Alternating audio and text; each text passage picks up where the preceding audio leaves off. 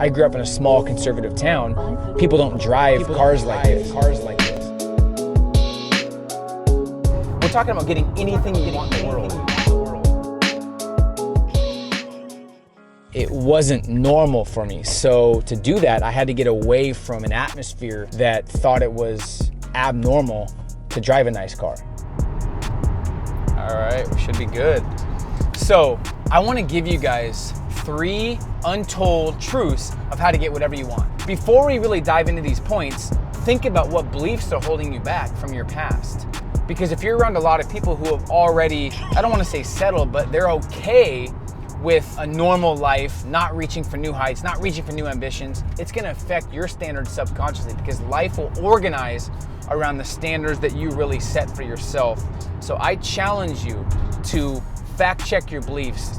So the first thing that has to happen when you're really trying to get whatever you want, and I mean like anything you want, any car, any amount of money, material, non-material, it starts with defining crystal clear what you want, why you want it, and what you're willing to give up. The reasons come first, results come second. You don't fully have to believe that you're gonna accomplish it. This goes against most personal growth gurus. They say you have to believe. How can you believe if you've never accomplished it? So belief comes from results, and it comes from progress, not from thinking. So if you want a Tesla, if you want to make $1 million, if you want to be a YouTube sensation, if you want to build your own brand and business and get to reach millions of people, maybe you want to become a best-selling author, maybe you want to speak on stage, I'm not going to tell you right now to believe you can do it, because if you've never done it, it's hard to believe. But I'm telling you to figure out what you want, why you want it, and then figure out what you're willing to give up. Every single thing takes sacrifice. So that's a huge key. You almost have to become obsessed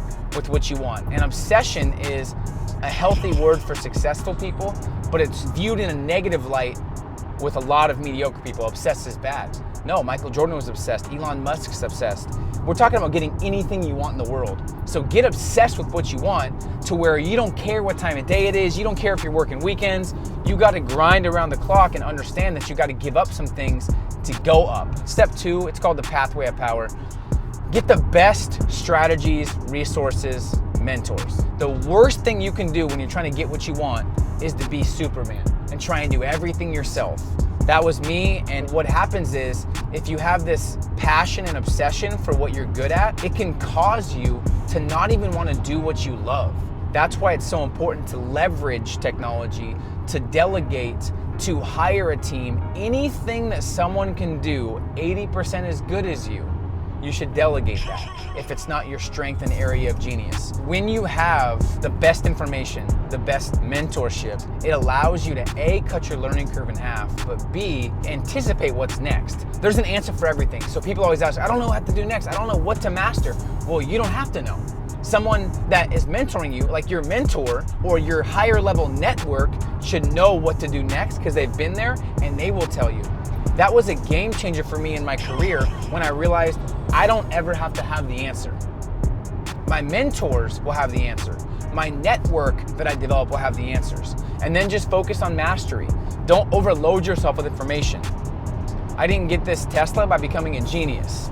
I got this Tesla by mastering a few areas that I knew were relevant to my strengths, but also there was a need in the marketplace for it. I built a brand around my expertise, and I was adding value based on what I was good at and delegated everything else to people that were really good at what my weaknesses were. The key to building a successful brand is figuring out your strengths and what you're passionate about, mixing it with your passions. So take your strengths, mix it with your passion, and then solve a problem people care about. My biggest strengths were connections and networking and getting around higher level people. My second strength was motivating people. So I wanted to create this academy that connected high-level people to people that maybe couldn't get a hold of someone like Mark Cuban or Ryan Blair. So I connected those two. So the cool thing about that is I was doing so many different programs and they weren't giving me really any tactical value, and they weren't really helping me bottom line level up my game. So that's why I created that. And it was based on my strengths. That's one of the reasons why I love it, is because it's based off my passion and my strengths. So get the best strategies. Whatever you have to do, you have to invest in yourself.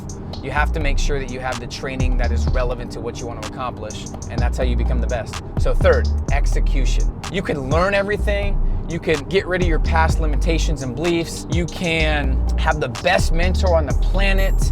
You could be an extremely intelligent thinker. If you don't get into action and you don't execute, you're never gonna accomplish anything.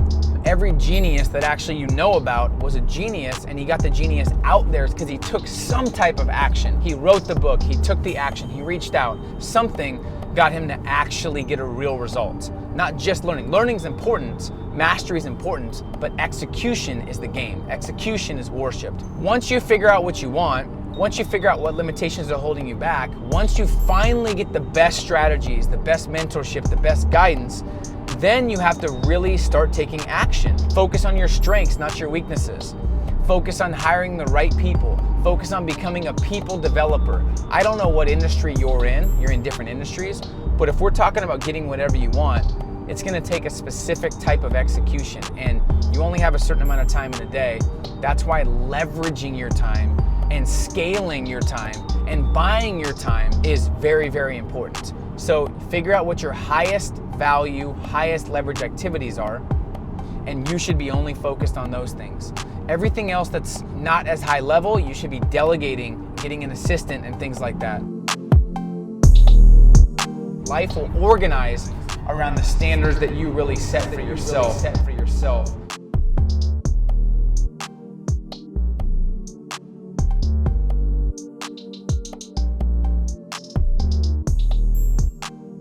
Thanks for subscribing. If you haven't yet, hit the subscribe button below. We have some amazing stuff coming up. We're doing contests and giveaways, a lot of day in the life, and a lot of millionaire interviews. So don't miss out. Subscribe below. We'll see you soon.